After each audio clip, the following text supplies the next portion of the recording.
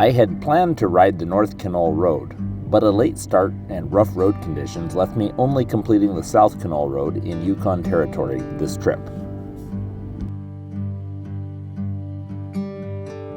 I originally intended to leave early this morning on July 11, but got buried in a rear suspension replacement project for a passing motorcyclist who had spent the night at my house. I actually made it out of Tok, Alaska, a short bit after 3 p.m.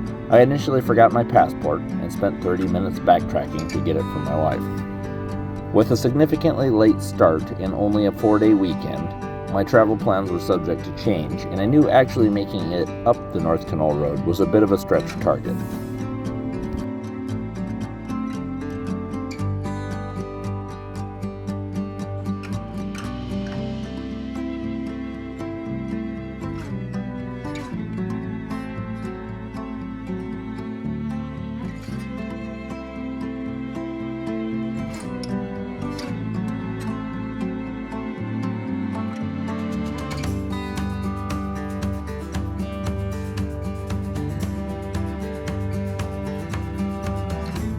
I didn't make it to Haines Junction until after dark.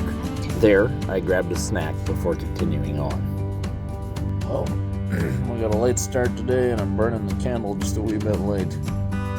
I forgot the sun sets a little to the south. A little bit of coffee, it's chilly, and we'll be back on the road for the last 90 miles. I'm going to Yukon Motorcycle Park.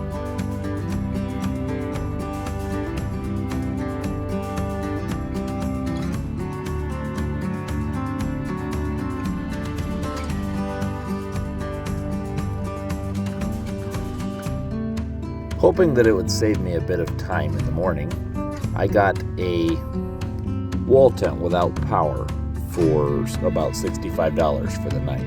For this part of the world, this is a pretty good deal. On morning 2, I packed my sleeping bag and grabbed a bit of breakfast. The motorcycle park here is a pretty nice facility with an on-site restaurant. They also have a tool shed here with a motorcycle lift. I did not get film of that because I didn't need to use it and didn't take the time to go take a look at it. I've seen other people's photos. It's a pretty cool workshop.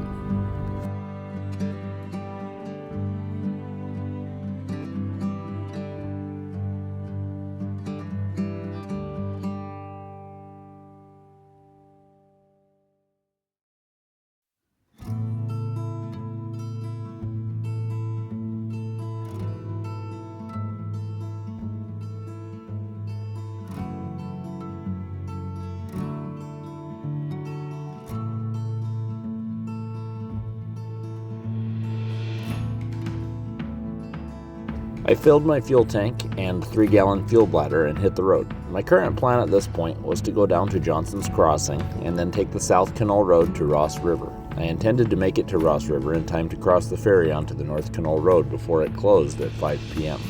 This way, I would be able to put a few more hours riding north before camping for the night.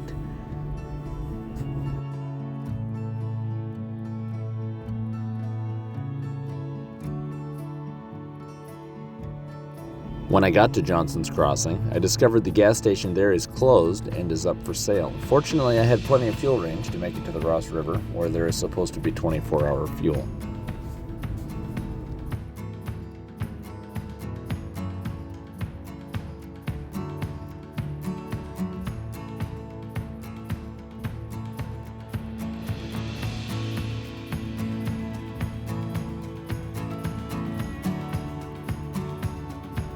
The Canol Road was built between 1942 and 1944 during World War II in the Canol or Canadian Oil Project.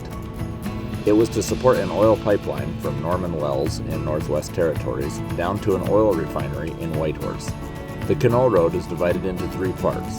The South Canol goes 137 miles from Johnson's Crossing to Ross River.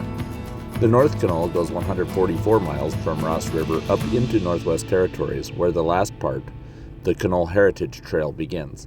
The Heritage Trail has no maintenance and multiple washed-out bridges.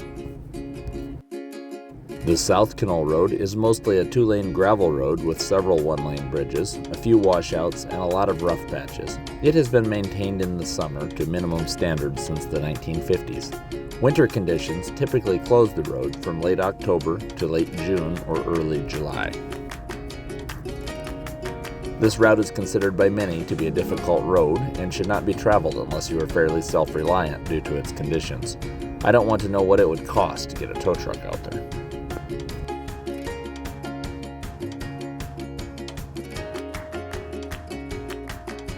There are a few campgrounds along the road that seem to be lightly used.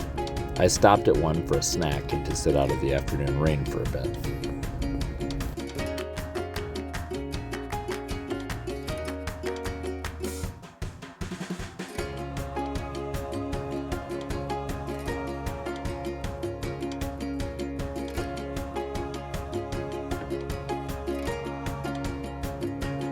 On the second half of the road, I found myself intermittently riding in some really slick mud. I had to ride pretty slow and realized that trying to stretch just a few more miles this trip out of my rear 12,000-mile tire was probably not a good choice for this route. I had new ones in the garage, I should have put them on.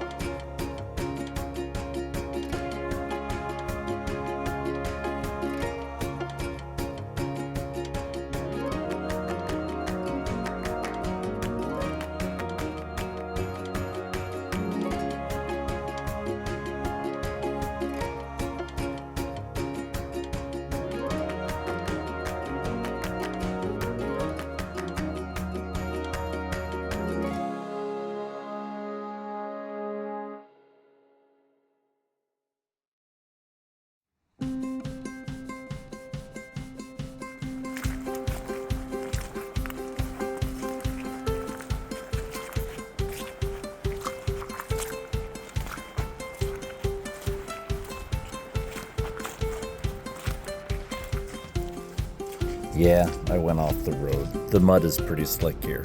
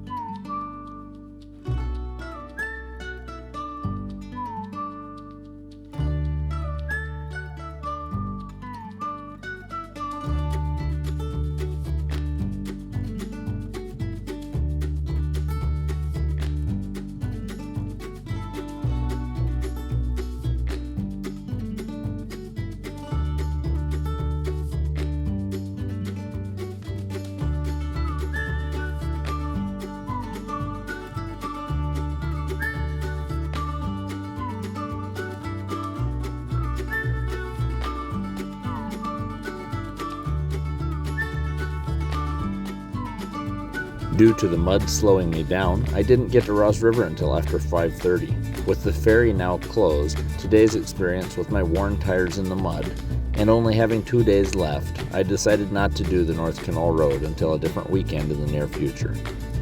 Also of note, the 24-hour gas station card readers were down in Ross River.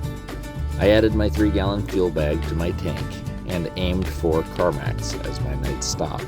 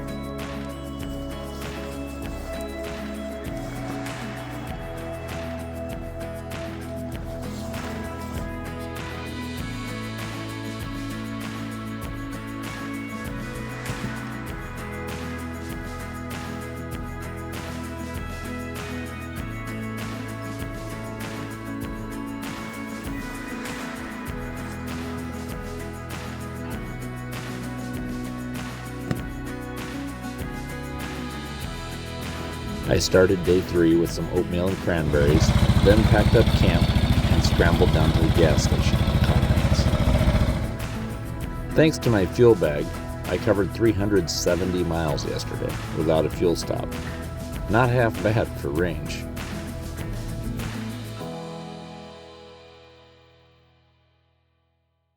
Today, I have decided I will meet Alex, who I know through Instagram near Whitehorse.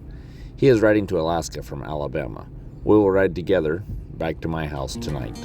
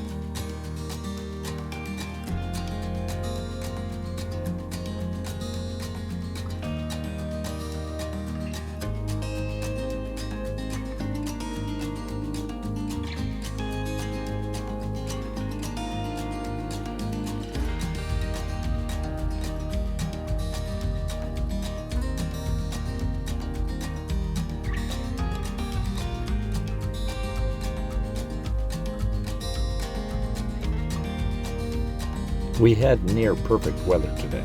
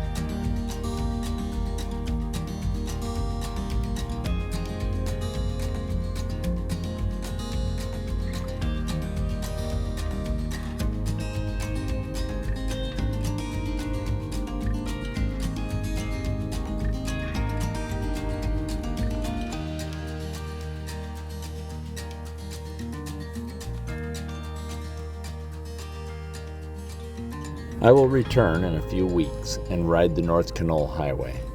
For this weekend, I am happy with my trip. Thank you for watching, and stay tuned for the next adventure coming soon.